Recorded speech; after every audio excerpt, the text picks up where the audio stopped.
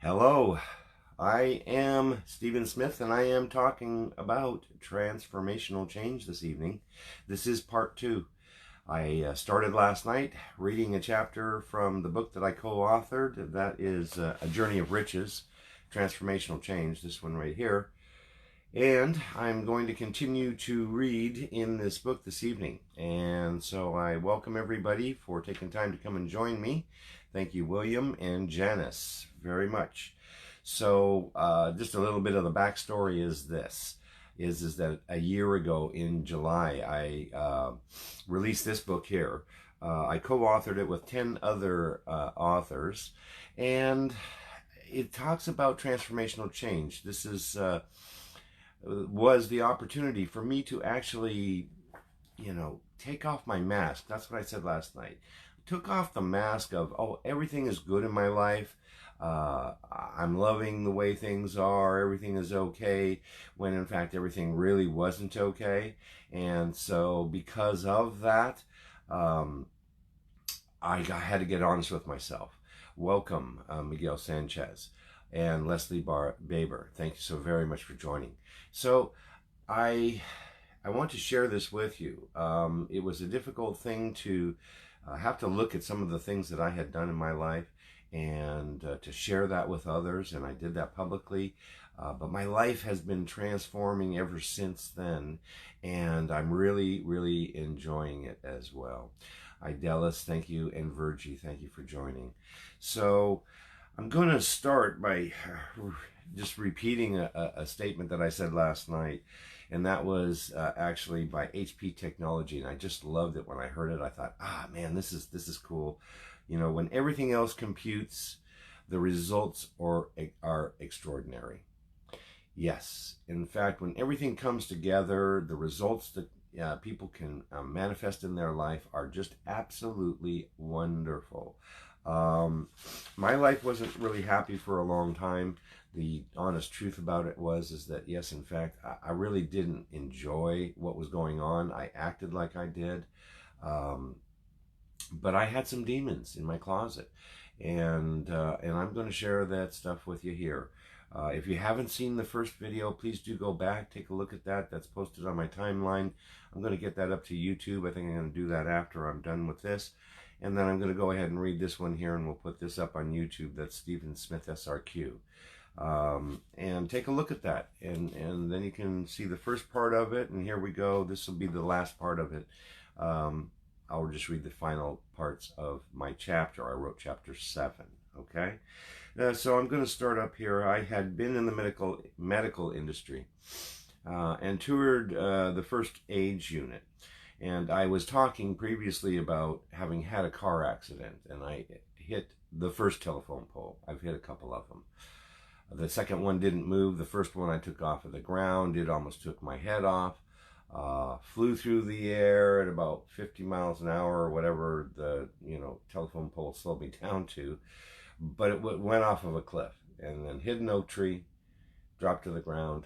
I don't remember much. Ended up in the hospital, ended up on the operating table for about 8 hours for about a 2 to 4 hour operation on my jaw. Had a collapsed lung and a broken wrist. And so I came out of it actually pretty good, if you get right down to it. So my life was spared, absolutely, positively at that moment. But what happened is that they had to give me blood transfusions. And that was before they ever checked the blood for communicable diseases. And so, unbeknownst to me, I ended up getting contaminated blood, which 17 years later I found out that I had hepatitis C.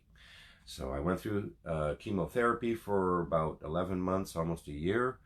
It was a very difficult time in my life, but by the grace of God, he spared me from that as well. Didn't die in the telephone pole accident, didn't die because of the hepatitis C, but this is the lead up to that, because this is where my head was at the moment.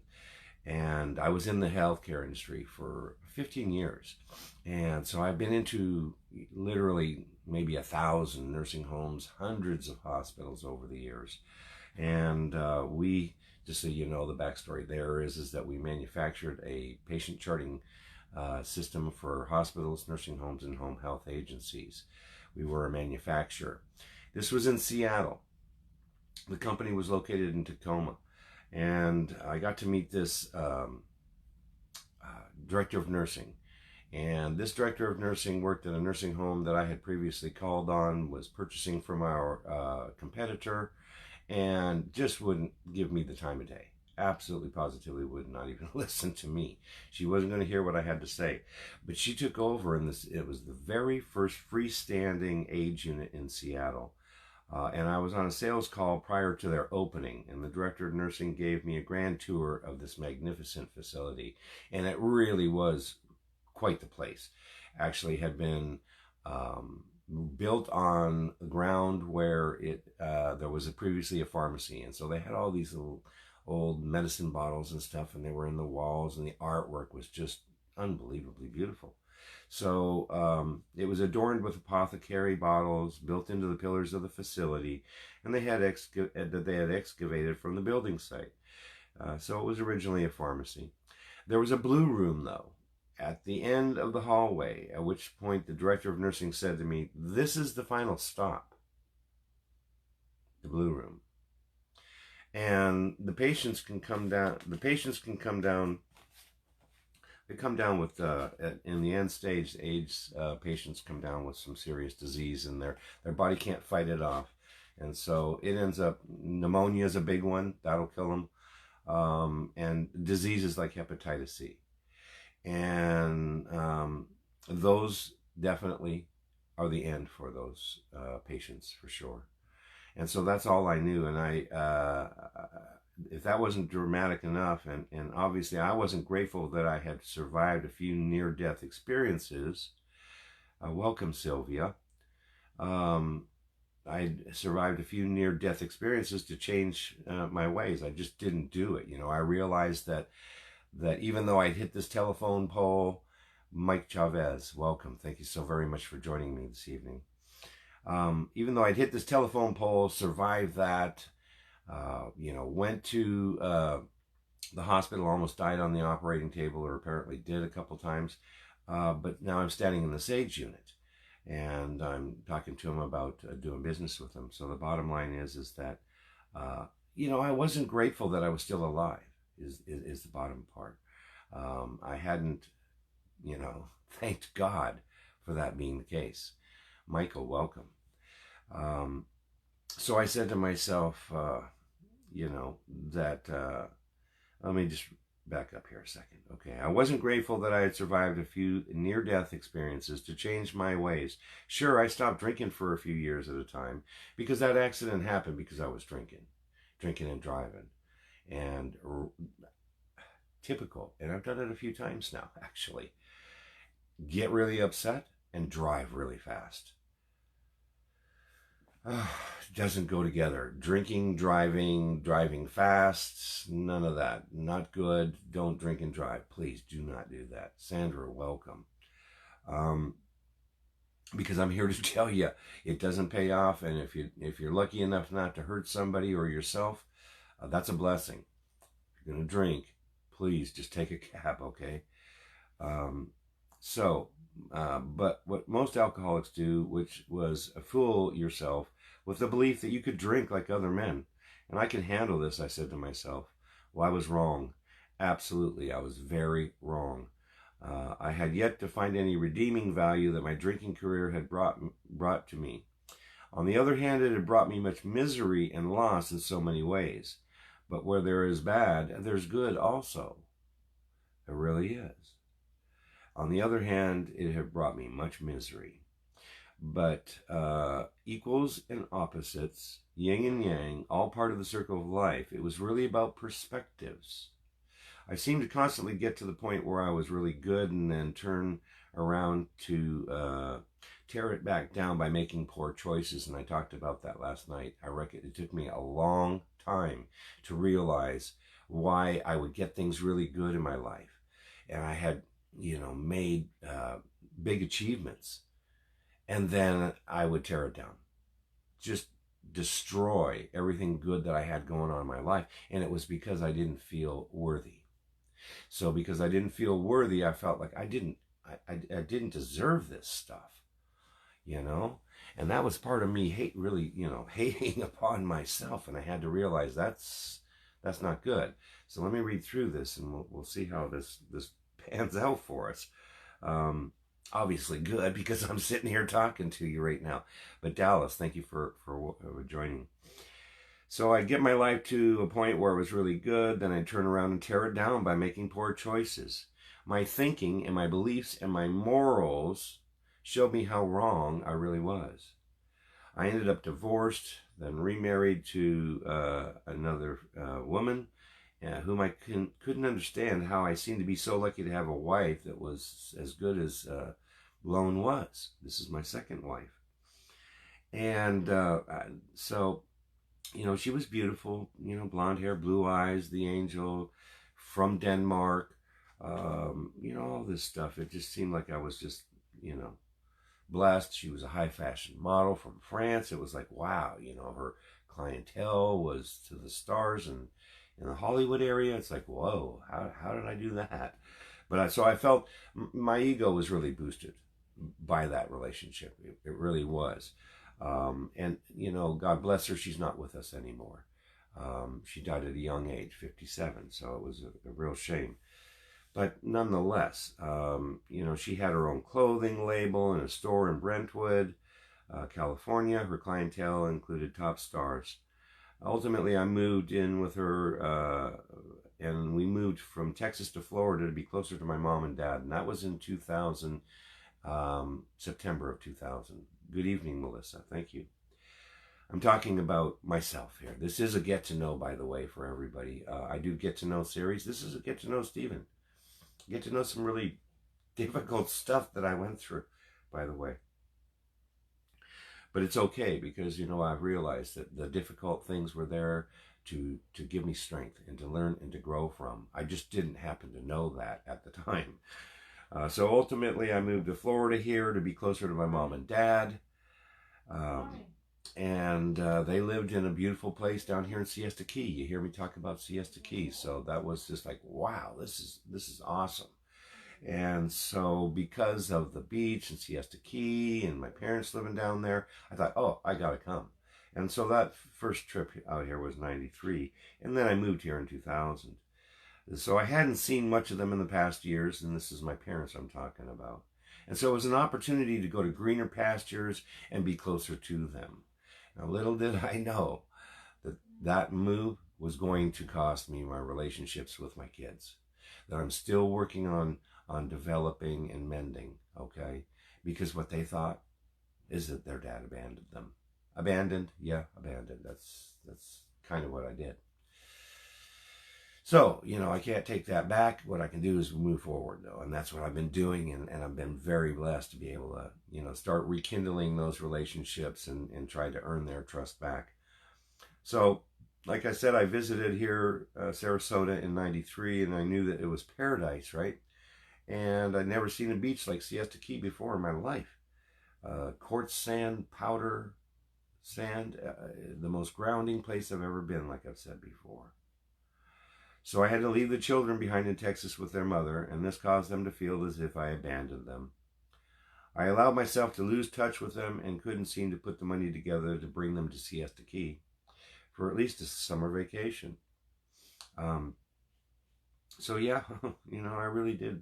I did abandon them, and I, excuse me, because I felt so bad about myself. It even helped me distance myself, or try and justify distancing myself from what was going on. And it sucks. And it's not the way to do things. And so that's what this is all about here, folks. This is about me sharing my experiences so that if you have similar experiences, you don't have to go through the pain and create pain for yourself or anybody else like I did, okay? The worse I felt about this, the more distant I became. I had regrets over this for many years, and it helped to firmly establish my disgust for myself. Remember now, I could wear that mask, which said, all is okay, I'm doing just fine. Little did I know, and would come to learn, that FINE can be the acronym for effed up, insecure, neurotic, and emotional. So that's what I was thinking then. Now whenever I hear fine, oh, I'm doing fine, that's what I think about. I do. That the person's really not fine at all. So, hence I became known as a deadbeat dad. Great, huh?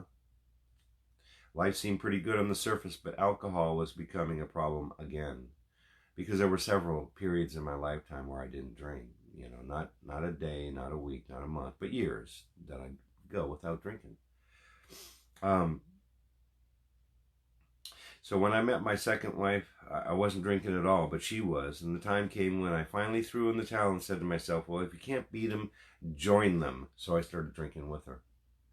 Our marriage lasted only 4 years.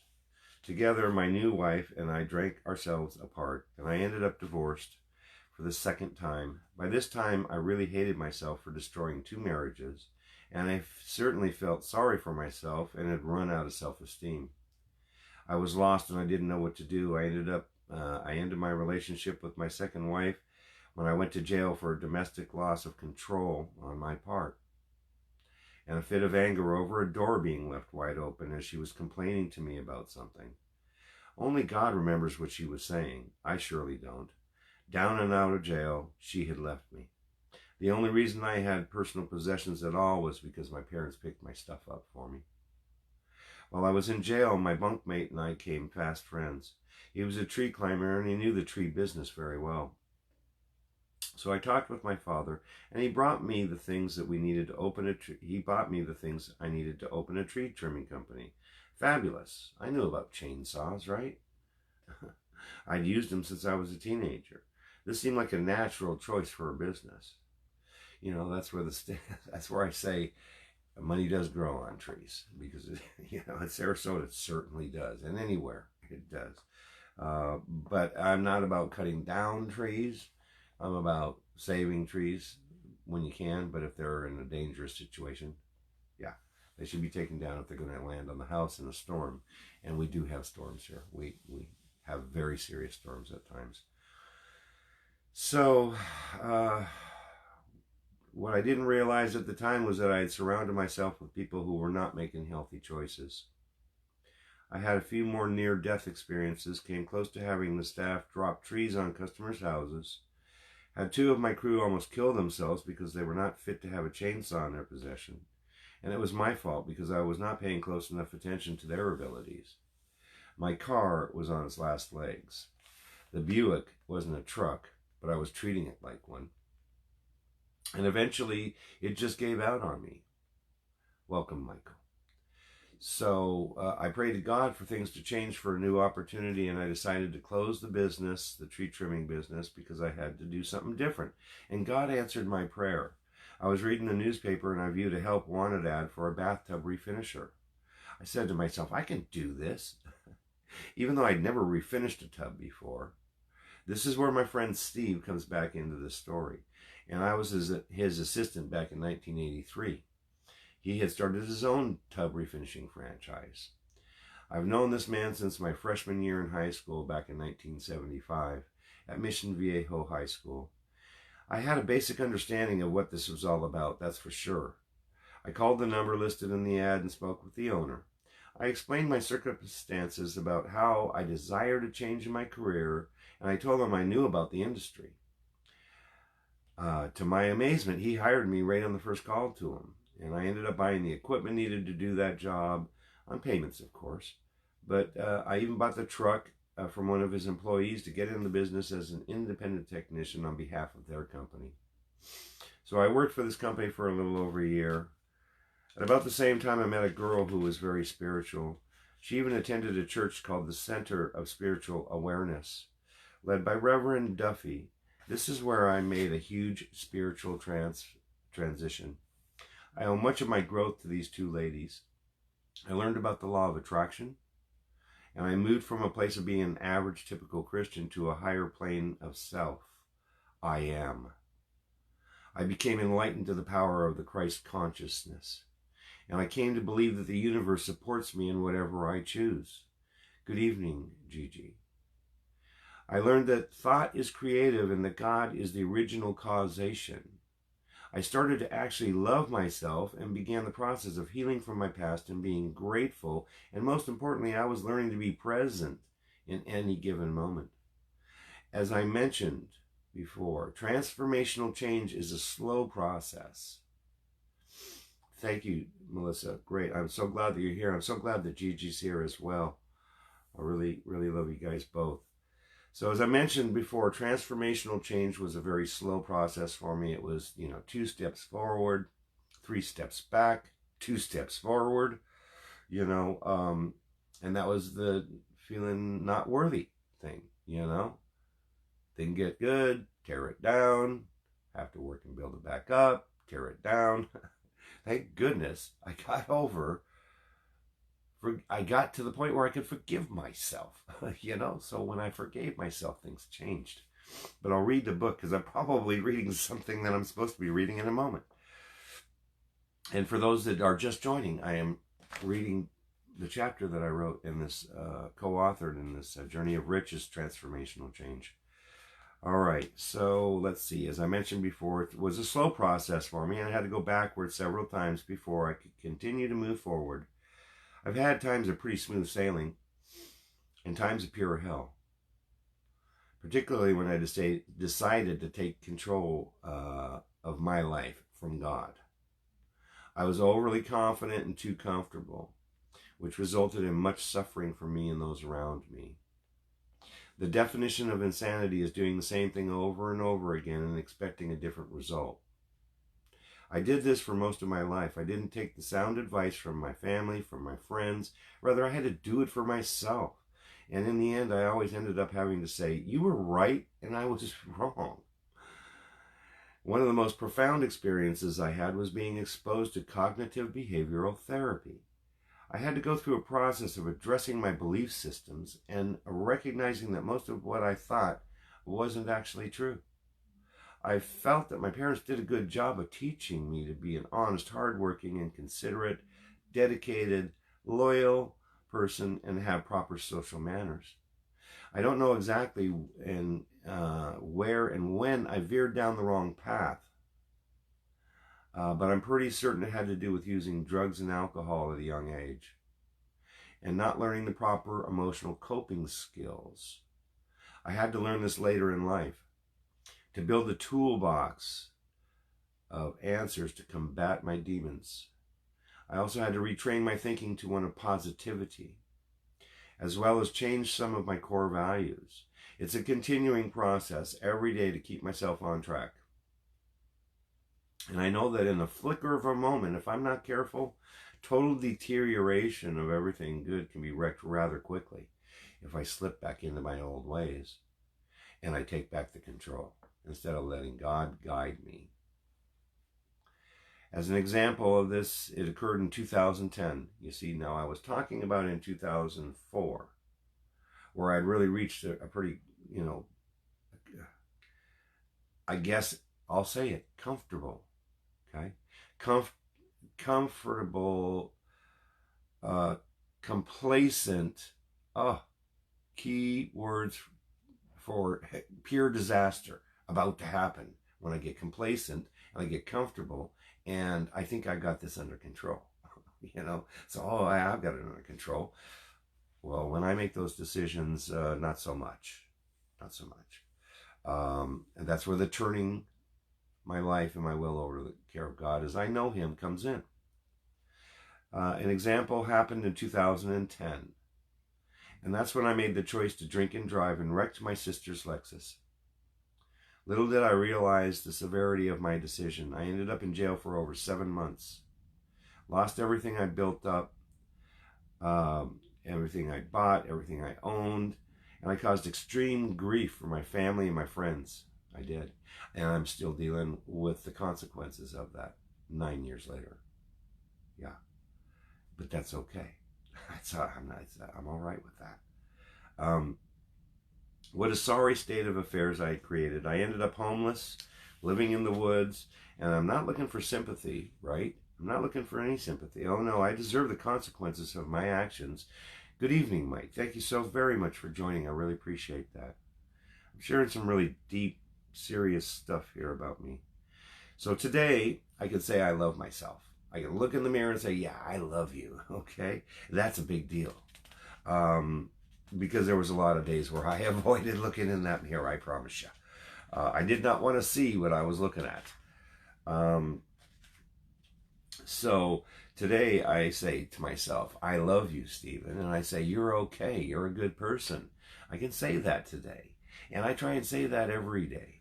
And look at myself in the mirror and say, I love you, Stephen.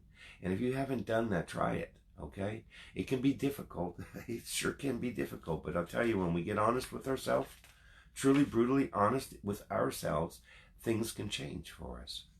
They really can. Because we can release, if we forgive ourselves for the things that we did in the past that were not so healthy, it's a freeing moment. And then once you free that up and you release all that pain and the anger and the resentments and all that stuff that you built up, good things can take that place. Because there's an empty spot now. So you want to fill that spot up with positivity, with God. Okay? I believe that. All right? I accept me for who I am and what I am. I found my purpose, and every day I work at achieving my dreams and my goals. They are to improve myself and to make myself better, a more productive individual. It takes hard work, dedication, consistency, discipline, and the knowledge and faith that I can be successful and stay on the right path. And I remind myself of that every single day I do. That's part of my affirmations. So I had to fall down many times to get to where I am today. A saying I like is this: try again, fail again. Try again, fail better. I simply get back up whenever I fall down. I try to learn from my mistakes, and even better, I learn from the mistakes of others so that I don't make the same mistakes myself. Good evening, Bella. So I can have anything I want, and so can you. You know, anything you want, but it starts with a thought. Everything starts with the thinking, okay? Then it takes an action plan. So you have to work at it, and that's where the consistency and the discipline comes in, because this is not easy. I assure you that the high road, as they say, it's a narrow road, and it's very difficult. It's much easier to not take accountability for yourself or your actions, not care, and I didn't a lot of times even think about the consequences of my actions. Good evening, Denise. I didn't think about how it was going to hurt me, my career, my family, my friends. So today, this is the beautiful part of it for me, is that I do claim my thoughts. I put an action plan to it, and I aspire to achieve that goal, and I visualize it already achieved. That's the key. Even if it's not achieved already, you have to say, yes, it's true. Good evening, Denise. Thank you so much for joining. I really appreciate you. So I have a higher power. I call that God. Jesus is my Savior. And when I turn my life and my will over to them, things start to change for the better for me. I accept life on life's terms rather than trying to be the one in charge and the chief critic. I start my day early at 3 or 4 o'clock in the morning. The first thing I do is listen to motivational videos and establish a positive thinking mode and attitude, which helps to guide me and set the stage for my day.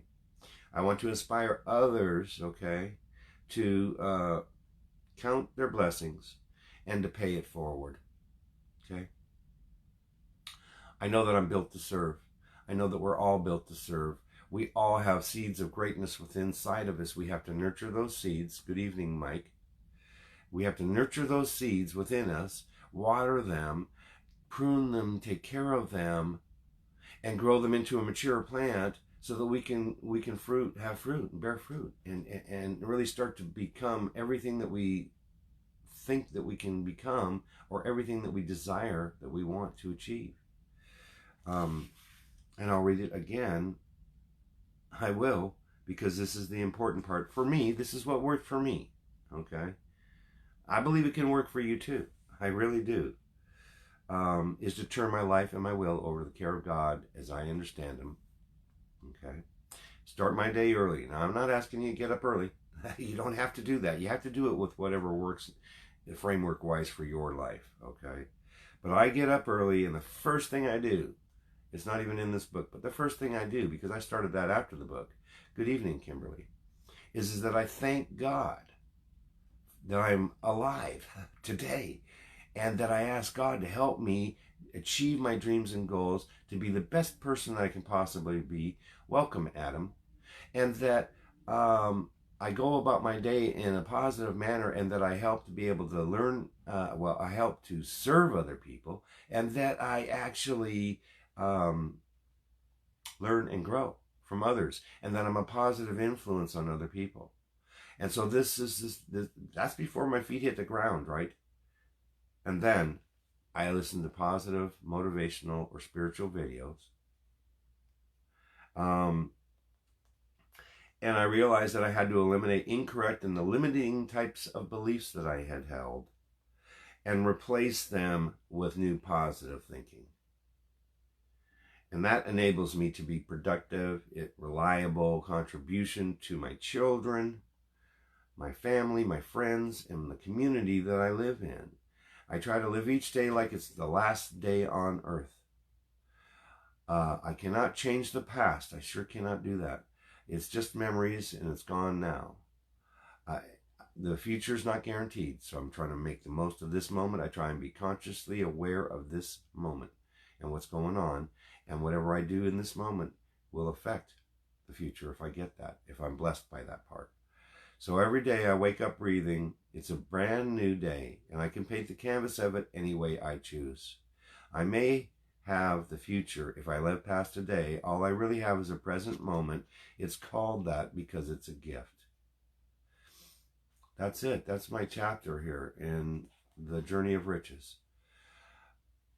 I want to thank John Spender, because John Spender gave me this opportunity to be able to share this, for me to get real with myself, for me to forgive myself for the stuff that I had done that wasn't healthy for myself or other people, and to be able to learn and grow and transform into who I am today. And I'm grateful to God that I have that I'm here, that I'm able to share this information with you.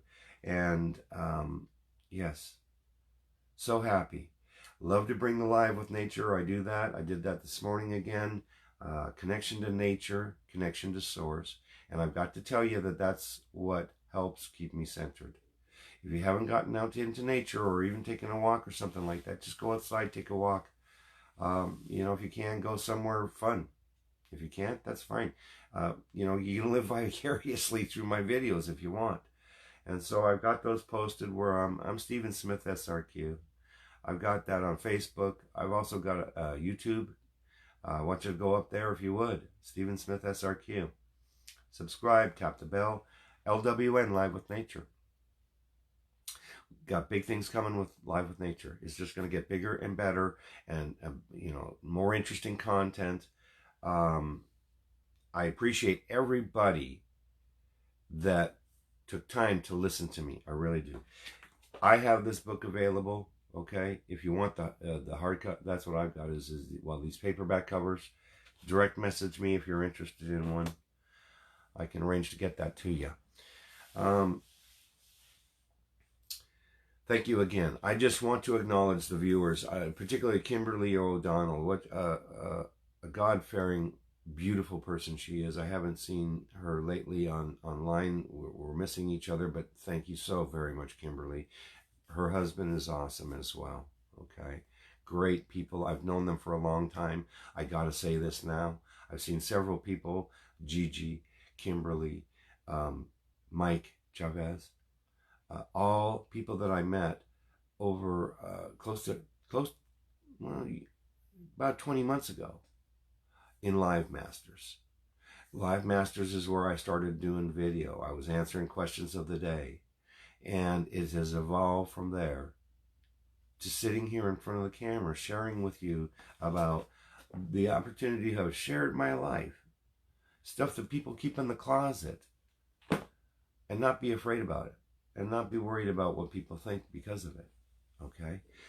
So it helped me come out of myself too. And so Live Masters is a great group. You know, if you want to get more familiar doing videos and answering questions of the day, that's a great group to belong to. Thank you, Mike Chavez, as well, because, you know, that helped me to be here, to have at least 2 different regular broadcasts. You know, the Get to Know series, which is tonight is Get to Know Stephen, and then the Live with Nature. I tell you, life can be really good, but it all is up to us. I can share my thoughts, but it's up to the individual to actually take the action to do something about it. Okay? Kimberly's a Live Master, Mike, Gigi, several people here. So thank you so very much, Kimberly, for joining. Denise Pandexter, she's, I think, also a Live Master. Adam Shelton, welcome. Thank you so very much. Adam is my dyspraxic champion. I look up to him so very much. He is a contributor for our Live with Nature. Thank you so very much. I appreciate you all the way from the UK. He is. Kimberly O'Donnell. Yeah, I'm going to mention you again. You're so awesome. Thank you. You know, God bless you. God bless everybody here. I'm going to end in a prayer in just a moment. That's what I'm going to do. So Mike Marlowe, thank you. Gigi. Bella Watson, thank you so very much. Mike Chavez, the Grand Master of Live Masters. He's so awesome. Gigi. Michael Alexander. Melissa Osborne, thank you so very much. I tell you, I'm just so proud of Melissa. She does the same thing. She shares stuff that people just don't do, you know, but it's okay. We're not afraid of it.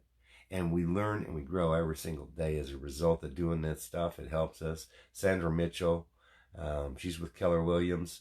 Thank you so very much. Michael Hamilton Kuzev, thank you for joining. Sylvia Cohn, Virgie Pelisaurus from Philippines. Idalis, thank you for joining. A. Michael Sanchez, thank you so very much. Leslie Baber, Janice Davenport, I love you so very much. Thank you so very much, Janice, for joining this evening. William Agner. Okay, I do have a higher power. That's what's helped me get to where I am today. I feel confident. I feel okay. I can look in the mirror. I can say, I love you, Stephen. And I owe it all to God, my higher power. So I'm going to pray. If you want to pray with me, here we go. Dear Lord, thank you so very much for today. Thank you for the friends that came to join and watch this video. And I want you to bless all of us, Lord. Even the people that don't get to see this video, I want you to just be the light in their heart and in their mind. And to help them know that, help us all know that through your grace, we are saved and we have the opportunity to achieve anything that we want to. And let us all try to help to honor you in everything that we do. Lord, if we're struggling for any particular reason, like I had struggled with the drugs and the alcohol, or whether we're struggling in a relationship situation, help us to mend the relationships. Help us to overcome the drug and addiction situation. Help us to break through these barriers. And addictions can range. So any addictions that we might be experiencing, Lord, help us with those. Help us just enjoy the present moment. Help us to be able to just be the best people that we can possibly be. Allow us to overcome the situations that tend to get us down. Help us to be able to move past those difficult moments and to use those experiences as our strength. I know, Lord, that you enjoy actually seeing us suffer sometimes. I know that you do, because you allow us to be able to experience this stuff so that we can grow, so that we can have strength from that, so that we can share that message with others, so that they don't have to do that. Thank you, Lord, for that experience. Thank you for everything that you've done for all of us today. And I ask that you just be with us, bless us, heal us, help us to be the best that we can, and to manifest our dreams and goals in abundance. And I say this in Jesus' name. I say amen. Thank you, Lord. Thank you, everybody. I so very much appreciate this. Have a wonderful, wonderful day. I'll be back tomorrow morning. It's going to be Live with Nature, about 6:45 a.m. Eastern Standard Time. We'll see you there. Let's get a connection to nature. Let's get a connection to source. It's what helps me be who I am. It helps me stay centered. In the meantime, God bless you. And this is Stephen Smith. And I'll be signing off for right now, but I'll be back. And I'm going to get to know. I've got several people I need to reach out and do that. And I've already got commitments. I just need to firm some stuff up. I've got some dynamic people I'm going to be introducing to y'all. If you don't know them already, many of you do know these people, but it's really nice to get to know people on a personal level. And that's what it's all about. Part of my deal is I plan to travel. You know, I haven't traveled, I haven't taken a vacation, I haven't done a lot of stuff. But that's okay, because I'm working very hard at just being what's the word I'm looking for? An asset to the world at large, to our community. And I do that in several ways. And so I'll look forward to serving the community and helping any way that I can. Thank you. Reach out to me if you'd like to. I'm here. I've got an open door. Take care and God bless. And we'll see you all soon. Tomorrow, if you want, replay's a beautiful thing too as well.